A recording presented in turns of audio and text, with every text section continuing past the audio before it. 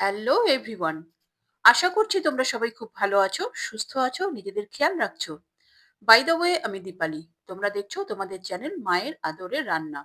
আজকে আমি তোমাদের সঙ্গে শেয়ার করতে চলেছি ডিমের ডালনা আলু ফুলকপি দিয়ে। তাহলে চলো, প্রথমে আমি একটা মশলার পেস্ট বানিয়ে নেবো। এর জন্য আমি দুটি মাঝারি সাইজের টমেটো কুচি নিয়েছি এবং কিছুটা ধনেপাতার ডাঁটা দিয়ে আমি একটি পেস্ট বানিয়ে নেব। দেখো, গ্যাসে আমি কড়া বসিয়ে দিয়েছি। কড়াতে 3 টেবিল চামচ আমি সর্ষের তেল দিয়েছি। তার মধ্যে আমি 6 পিস ডিম, সেদ্ধ করা ডিম আমি দিয়ে দিয়েছি। এবং এর মধ্যে দিয়ে দিলাম সামান্য নুন এবং কাশ্মীরি লঙ্কার গুঁড়ো এবং হলুদ দিয়ে আমি ভালো করে এটাকে লাল করে ভেজে নেব। দেখো, আমাদের কিন্তু ডিমটা ভাজা হয়ে গেছে। আমাদের মিডল টু লো ফ্লেমে ডিমটাকে ভেজে নিতে হবে। ডিমটা আমি তুলে নিলাম। এবার এই তেলে আমি, দেখতেই পাচ্ছ, সমস্ত ডিমগুলো ভাজা হয়ে গেছে। দেখো, এরপর আমি আলু কেটে নিয়েছি। এরকম একটু ছোট ছোট করেই আমাদের আলুটাকে কাটতে হবে, খুব বেশি বড় করে আমরা আলুটা কাটবো না। দেখতেই পাচ্ছ, এবার এই আলুটা আমি এই তেলে ভেজে নেবো একদম লাল করে, যেন 75 to 80% আলুটা কুক হয়ে যায়। আমাদের লো ফ্লেমেই কিন্তু আলুটাকে ভাজতে হবে, মিডল টু লো ফ্লেমে। দেখতেই পাচ্ছ, আলুর কালার কিন্তু অনেকটাই চেঞ্জ হয়ে গেছে। তোমরা রেসিপিটি দেখতে দেখতে চ্যানেলে যারা নতুন এসছো তারা চ্যানেলটিকে সাবস্ক্রাইব করে বেল আইকনটি প্রেস করে রাখো, যেন পরবর্তী নোটিফিকেশন সবার আগে তোমার কাছে পৌঁছায়। দেখো, আলু ভাজা হয়ে গেছে, আলুটা কিন্তু আমি তুলে নিয়েছি। এরপর দেখো, আমি ফুলকপি কেটে নুন জলের মধ্যে ভিজিয়ে রেখেছিলাম, যেন ফুলকপির মধ্যে যদি কোনো পোকামাকড় থাকে তাহলে সেটা বেরিয়ে আসবে।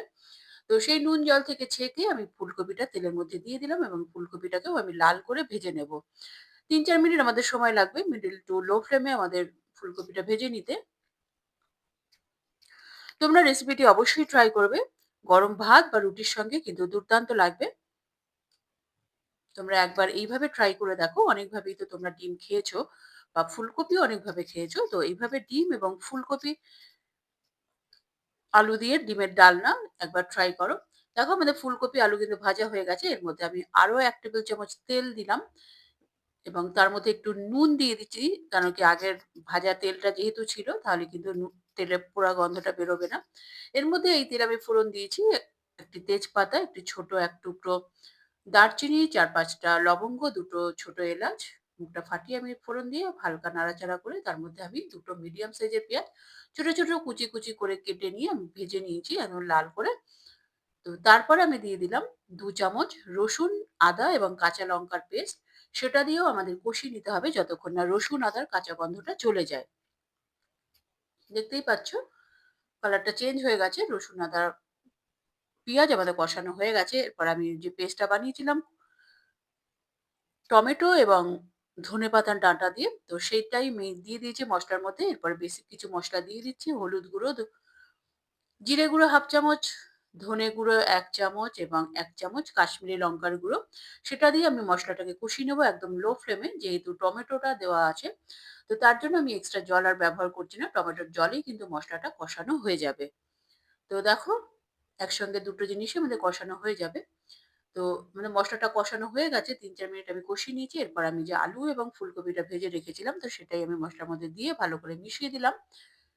এরপরে দিয়ে দিচ্ছি স্বাদ মতো নুন। নুন দিয়ে ভালো করে আমি নাড়াচাড়া করে নিচ্ছি আলু ফুলকপির সঙ্গে। ভালো করে নুনটা মিশিয়ে দিয়ে আমি এবার ঢেকে রেখে দেবো 5 মিনিট, যেন নুন এবং সরি আলু এবং ফুলকপির যে ময়েশ্চারটা আছে সেটা বেরিয়ে আসে। তাহলে কিন্তু প্রপার টেস্টটা আসবে। তো সেই জন্যই ঢেকে রাখা। দেখো, এরপর আমি ভালো করে নেড়ে দিলাম। এরপর আমি দিয়ে দিচ্ছি এর মধ্যে গরম জল, যেন কুকিং প্রসেসটা কোনোভাবেই না আটকে যায়।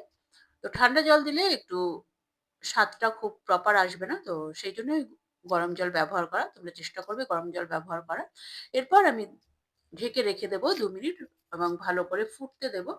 ফোটা ফুটে যাওয়ার পর আমি 2-3 মিনিট পরে ঢাকনাটা খুলে ভালো করে নাড়াচাড়া করে দিচ্ছি। এরপর আমি এর মধ্যে দিয়ে দেবো ভাজা ডিমগুলো। ভাজা ডিমগুলো গ্রেভির মধ্যে ভালো করে মিশিয়ে দিচ্ছি। তোমরা রেসিপিটি দেখতে দেখতে চ্যানেলে যারা নতুন এসেছো তারা চ্যানেলটিকে সাবস্ক্রাইব করে বেল আইকনটি প্রেস করে রাখো, যেন পরবর্তী নোটিফিকেশন সবার আগে তোমার কাছে পৌঁছায়।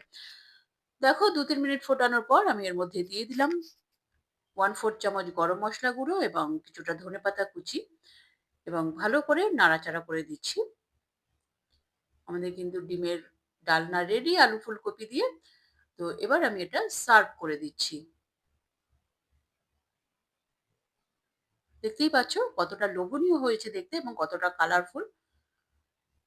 দেখো, তোমরা কিন্তু রেসিপিটা ট্রাই করবে এবং আমাকে কমেন্ট করে জানাবে। তোমরা তো বিভিন্ন রকমভাবে ট্রাই করেছো। এভাবে একবার ট্রাই করে দেখো। পরবর্তী এপিসোডে আবার দেখা হবে। ততক্ষণের জন্য নমস্কার, ধন্যবাদ।